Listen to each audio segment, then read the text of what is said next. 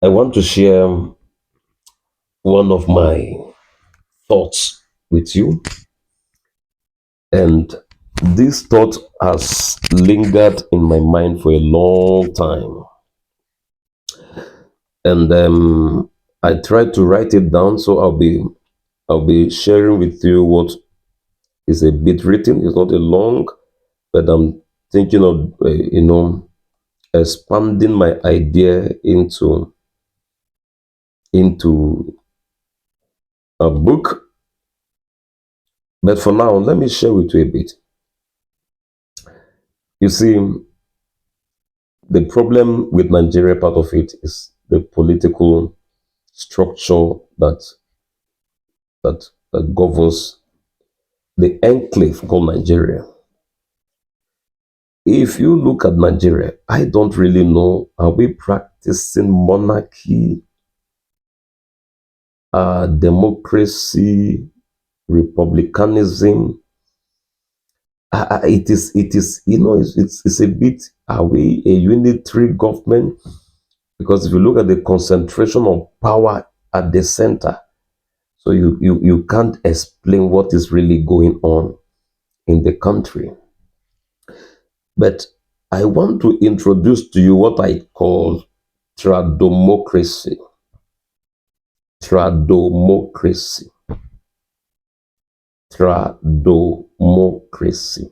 And I think it is an idea that aims at abolishing the present system that we have in Nigeria.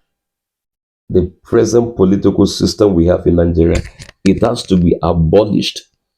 If it is not abolished, we are not going to move from where we are. So I present to you tradomocracy. Tradomocracy is a political system that I coined, merging traditional governance structure with modern democratic principles. If you look at every society that is advancing today, they did not abolish or neglect the historical traditional system that governed the country. They did not abolish it, they did not push it away. But the problem with us, Africa, is that we are quick to abolish the systems, the governance system that operated thousands of years, that our ancestors experimented and forged and strengthened the system that the colonialists met, and the colonialists tried to abolish and abort them. We came up without looking at what was there before the new one came, and we threw away the child and the bad water at the same time. So in virtually all states in Nigeria, there were historically political systems and structures that were in place before colonial times. There were systems in place, and these systems, some environment, some states, some regions, the systems are still existing till today. In fact, 90%. We have the obas, we have the bales, we have the emirs, we have in the north central, we have Ataigala, we have the Ochidoma, we are, all of them are there. These are tools and systems and structures that survived thousands of years. And today, these traditional rulers, they are just symbolic. They have no genuine power. And don't forget, 100 years ago, 120 years ago, these rulers were the one in charge. They ensured the existence of the society till date. If not for the traditional rulers, what would have happened? But today, we've come to the point of denigrating them and just pushing them aside. And do you know that during the colonial times, most of this, there was a thing, house of chiefs. They were used, they were important, they were significant. Some of them were the one that went and to met Queen Elizabeth and negotiated the independence of Nigeria. They were that powerful. But today, so until I believe that we need to go back and have what I call a tradomocracy, where we is a merging of these two. So let's unpack and refine this idea and give you a proper perspective. Now, what is the concept of tradomocracy? The core idea of this is this. Tradomocracy means the integration of indigenous Nigerian political and legal systems into the framework of modern governance. It proposes a reorganization of state structures so that traditional institutions play formal constitutional roles alongside elected political actors. That is my idea. Now, in this system, the Senate, House of Senate, the Senate President, the Deputy Senate, the Chairman, councillors, all political office holders, apart from the office of the Governor and the office of the President, are abolished. Abolished, totally abolished. They have to be abolished. Have to abolish the office, the political, the Senate, the chairman, the local government chairman, all these positions, these modern positions in this political structure are abolished. They are replaced by the House of Chiefs and the House of Traditional Rulers. House of Chiefs, House of Traditional Rulers, the governor, the president remain political elected leaders. Political elected leaders. Then traditional rulers serve as the lawmakers, the Senate. The power of the Senate is transferred to the chiefs, to the kings. Ochidoma, Ataigala, Oba of Benin, Oba of Lagos, all the first class chiefs, they become a house of chiefs. They are the lawmakers. They are very close to the people than the political leaders. Decentralize the center. Decentralize Abuja. Abuja has to be decentralized. Traditional rulers, number 4, serve as lawmakers, providing cultural legitimacy, community representation, and conflict mediation. And number 5, each region or state is governed primarily by its own people, following local accepted norms and laws, including customary and traditional legal systems, as long as they align with the national constitutional principles. That is my idea and theory. And what's the rationale? Nigeria's democratic institutions, though model on Western system, often struggle with one, weak connection to local communities. Number 2, corruption and elite capture. Number 4, lack of cultural legitimacy.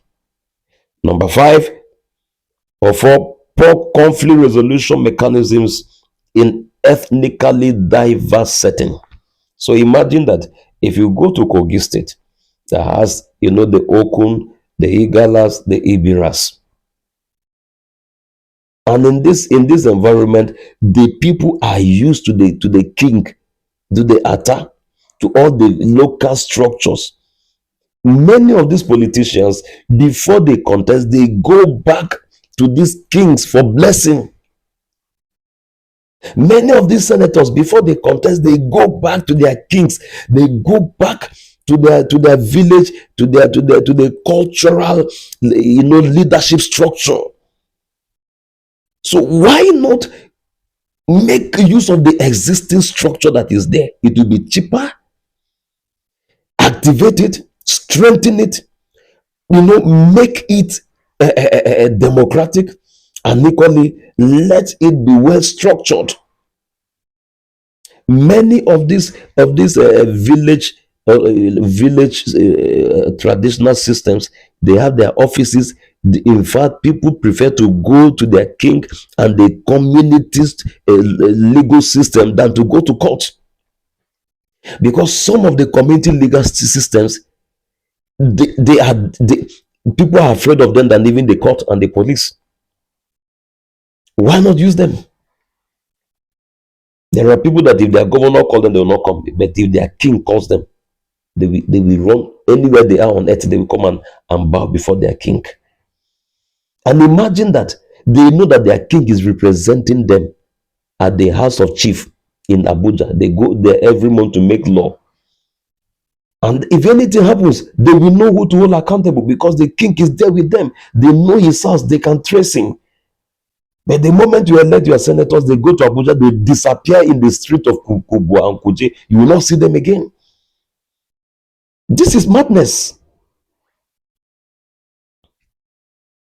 So then let us look at traditional political systems. On the other hand, they are culturally rooted, respected, and legitimate at the grassroots. Number three, effective in mediation, conflict mediation, and based on consensus rather than adversarial politics. It is something that is there. So by incorporating them, governance could become more inclusive, stable, and authentic. Do you know that as I'm sitting here, if I hear that my king went for a meeting and he returns back and nothing comes back, we know where he is, we know where he is, we can go. King, you made this law, you are representing us, this and that. The king, they know their people, they know the problem, they know their indigent, because in every community, as the king is there, he knows the people that they have their own system that runs down to the grassroots, and they are still existing till today. There is nowhere you go to in Nigeria that there is no village head, that there is no somebody that is traditionally the head of that place, that even if you want to get land, if you go to Niger State today, the people, they call them Meangwa, they are there till today. And these systems have been there from before colonial time till today. There is nobody that does not have a badly, somebody that is in charge of that environment, that report to the king. And we sideline them. We just carry talks and rogues. And don't even forget, the reason why most of these politicians are rogues and thieves is the history that brought them into power. These are they call them the warrant, is it warrant chiefs or whatever. When the colonialists wanted to use the traditional legal systems and some of them refused, they had to go and bring in rogues and social miscreants and empower them. It is that tradition that is still ongoing till today. Number three, so let me show you the proposed structure of my tradomocracy. Tradomocracy. The proposed structure that I have in mind. Let me see, where is the document? Okay, here is it. We have institution, role, and modern equivalent. President is the national executive leader, is a symbolic head of unity, the symbolic head. And these people, they're like it's like the president, the prime ministers. The prime minister will come out of the house of chiefs. The chiefs will elect somebody that you just have only 1 year tenure as the head of government. You step down. Only 1 year as head of government, you step down. Another from another region takes over. So just as the same president today, the modern equivalent same. The House of Traditional Rulers, these are the national legislature made up of traditional rulers from each region, lawmaking and oversight. That's their function. They should replace the National Assembly. Replace that thing called, replace it, root it out, remove that thing. It has no bearing. It has no legitimacy. No legitimacy. What are they doing? The senators, what are they doing? Some are marrying 17 years old girl, 12 years old girl. So then we have, so the House of Traditional Rulers, it is the senator. It will replace the National Assembly. Then we have the governors. These are state executives, implement laws and policies that are just same as the current the current governors. Then we have regional councils of chief. Regional councils of chief. These are the state level legislative and advisory bodies of traditional rulers. So if you go to some state, you have the first class chief, you have second class, third class chief. So instead of just it is the first class chief in the second class and third class, those that are of the first class chief, they should go to the national. Those that are of the second class and other lower cadre, they can be at the as the state house of assembly, making law for the state, making law for the state. So they replace the state assemblies. Then we have the local traditional councils. Don't forget regional councils of chiefs. Then we have the local traditional councils. These are handle community governance, dispute, and grassroots mobilization. They replace the local government and the local chair, the councillors. All this, they create the structure. They are there. The structures are there already. Activate them, modernize it. So, number 4, legal integration. Each state can apply its own customary or traditional legal system, provided it does not violate the national constitution or human rights principles. Number 3, the constitution becomes a unifying framework guaranteeing equality, justice, and fundamental human rights while allowing legal diversity based on culture, and environment. And the number 3, disputes between local laws and national constitutions are settled by a supreme traditional court or a constitutional court composed of both legal and traditional jurists. So tradition, go back to the root. Our problem in Nigeria is that we have abandoned the roots and we are trying to hold on to the branches. Go back to the foundation. Now, what is the proposed benefit if you are able to incorporate and this is an idea, it is in my head, and I think we're in an audiovisual era, so I'm doing this, but I'm still working on the document. I'm working on it, and I might send it to the president or to the Senate. Let them look into it, although they are going to lose their offices and their benefits, so they may oppose it. So what's the benefit? Strengthens political legitimacy by rooting governance in local traditions. Number 2, promote peaceful conflict resolution through trusted traditional mechanisms. Number 3, enhances cultural identity and unity governance that feels authentically Nigerian. Then number 5, reduces alienation of rural populations from the political system. And then number 5, improves accountability since traditional rulers are closer to the people. People trust the traditional rulers than the politicians. In fact, Nigerians believe that their politicians are thieves. I'm just telling you this for free. They believe that the traditional rulers are thieves, and political rulers are thieves.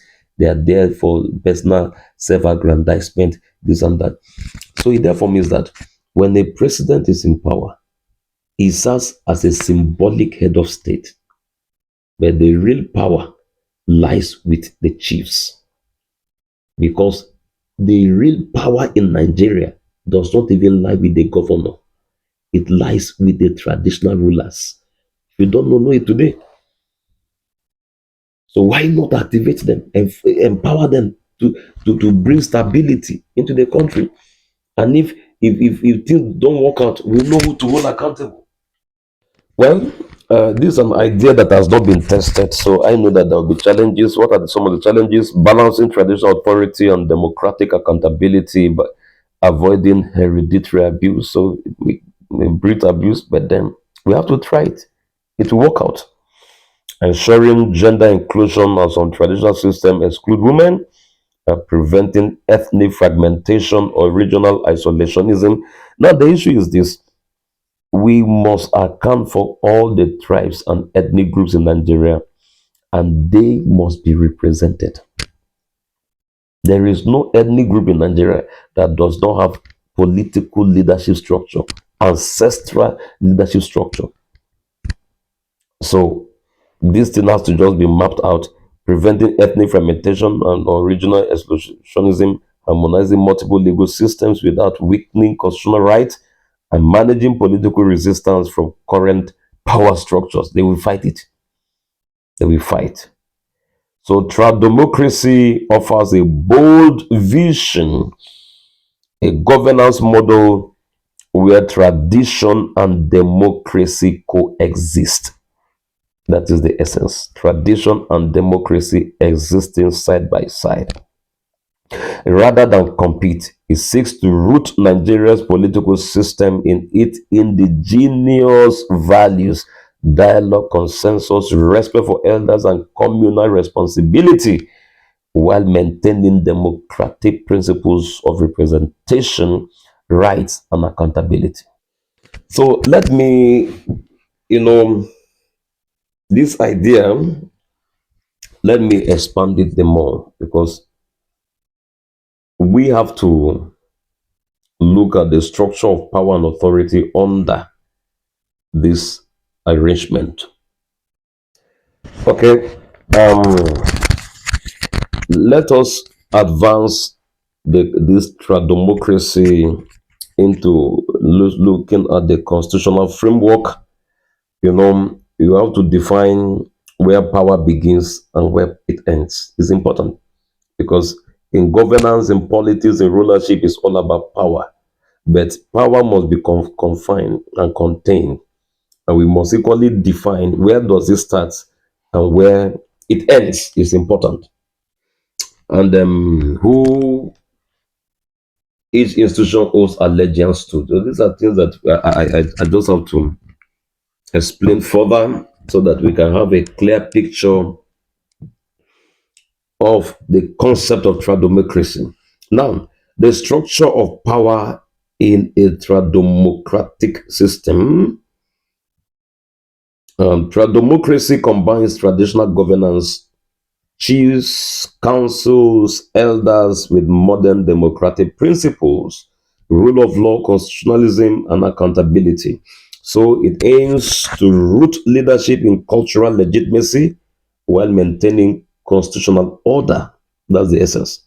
So in this model, in this model, the constitution remains supreme, but it formally recognizes the authority of traditional institutions as co-governing partners in the political structure. Now, let us start with the executive arm. In the executive arm of this democratic system, the composition, we have the president, the head of state and government, the vice president, governors and deputy governors in each state, and then executive councils composed of ministers, commissioners, and advisors. But I think, okay, the executive councils mostly are to be technocrats. It's not just a political appointment, it's a technocratic kind of appointment. Now, the president's powers start with executing and administering laws and policies passed by the House of Traditional Rulers, the legislature, and end where the Constitution of House of Rulers restrict them. So the key powers, executive authority to implement and enforce laws, commander in chief of the armed forces, traditional and modern appointments. So you appoint ministers, ambassadors, service chiefs with consent of the House of Rulers. And then national policy direction drives development, economy planning, and diplomacy. And then conflict resolution works with the Council of Chiefs to mediate interregional disputes. Then emergency powers may act swiftly in crisis, but subject to later review by the House of Chiefs. So limits cannot make laws, only execute them, bound to the Constitution and to a democratic charter. This one there must be a charter. Yeah, there must be a democratic charter. Then subject to oversight and impeachment by the House of Rulers if he violates traditional ethics, human rights, or constitutional order. Then most he must govern through consultation with National Council of Chiefs to maintain cultural legitimacy. It's all about culture. Go back to culture. It's important. Allegiance, the president's primary allegiance is the constitution, and secondary allegiance to the people through traditional institutions. Then number two, the legislature, House of Traditional Rulers. Composition, traditional rulers, chiefs, and elders from each region and state. Number two, representation is not by political party. They don't belong to any political party. It is only the executives that have, party affiliation. But by customary lineage or traditional legitimacy. So for a chief to ascend, he must meet cultural and customary and traditional requirements, assisted by advisory council of scholars, youth, and women leaders for inclusivity. Then powers, lawmaking authority. Number one, they debate, amend, and pass laws grounded in both modern justice and traditional ethics. So for you to be a traditional ruler, it's not just because you were born, you go to school, you must be knowledgeable. It's not just because you inherited, your father inherited this, and for you to be part of it, you must be at least 40, 50 years of age. So it's not because your father is this and that. So every system should put their own cultural system in place before you ascend to that place and make law. You should know what the world is all about. So oversight, the checks, the executive activities, budget and appointment, cultural legislation, and just the function of the legislature should just be moved on to them. Ratifies treaties and national policies, limit, cannot enforce laws, only make them, must act within the constitution, cannot pass laws violating fundamental rights of or national charter, the democratic charter, must not interfere with judicial proceedings. Allegiance to the people and constitution representing the cultural conscience of the nation. Then the judiciary, look at the composition. Supreme Traditional Court of Justice, the highest court. That is the Supreme Traditional Court of Justice. Then number two, the regional courts of elders and modern high courts operating side by side. Then customary and Sharia courts were applicable, but in this setting, these are abolished. They are all unified into the Constitution. Now, what's the power of the judiciary? Interpret laws, both statutory and customary, ensure justice through traditional arbitration and formal trial processes, review actions of both executive and legislative bodies for constitutional compliance, then for protect human rights within cultural and moral framework. Limit cannot make or enforce law, only interpret and adjudicate, bound by the Constitution and democratic principles of justice, equity, truth, and reconciliation, allegiance to the Constitution and the moral order of the people, justice rooted in culture and fairness. Then the police in democracy structure. Democracy establishing a dual policing system. In this order, we have dual policing: the National Police Service, that's the federal police, and state stroke community police units under traditional and regional authorities. Power: the powers maintain peace, prevent crime, and enforce laws, operate under both modern policing standard and traditional community ethics. Then chiefs and elders act as community peace mediators and not enforcers. So command and allegiance: federal police allegiance to the president and constitution, state community police allegiance to the state governors and regional councils of chiefs operating within national law. All police units owe ultimate allegiance to the constitution. They must not act against the people's fundamental right. Then the military democracy, a role: protect the nation's sovereignty and territorial integrity, support civil authorities in emergencies or national disasters, uphold traditional symbols of unity, the crown, ancestral heritage, and the flag. And in this context, even the flag has to be redesigned. The coat of arm, everything has to be restructured. Then, um, then commanded the command and allegiance, commanded by the president, commander in chief, advised by the council of traditional guardians, ensuring military actions respect human rights and dignity, national heritage, and then allegiance to the constitution, the president, and the people of Nigeria, in that order.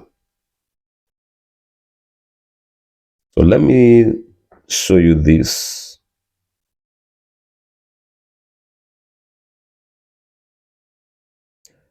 The limits of the military must never rule or intervene in politics.